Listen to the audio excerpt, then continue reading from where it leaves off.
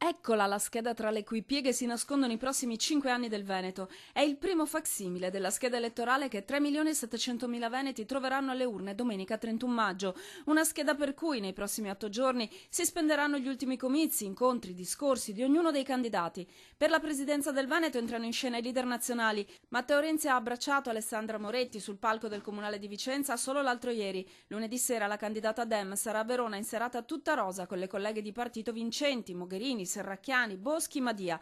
Berlusconi potrebbe arrivare a sorpresa in Veneto nel corso della settimana a sostegno di Zaia, mentre Matteo Salvini passa qui il weekend e a Mestre i centri sociali hanno annunciato una contromanifestazione. Sempre a Mestre è atteso martedì Angelino Alfano.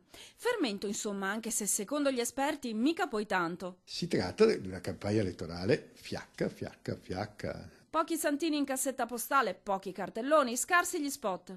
Se c'è una campagna elettorale sottotono è proprio quella che stiamo vedendo quest'anno.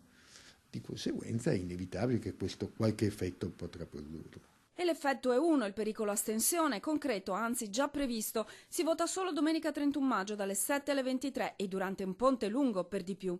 Il voto regionale, ritenuto un voto politico di secondo grado, perde appeal e allora gli esperti si domandano. Quanta gente andrà a votare? Non si azzarda la percentuale, sarebbe prematuro, però Senza giungere al caso estremo dell'Emilia Romagna, quando a novembre andrà a votare il 37%, ma insomma un qualche effetto l'avrà di sicuro.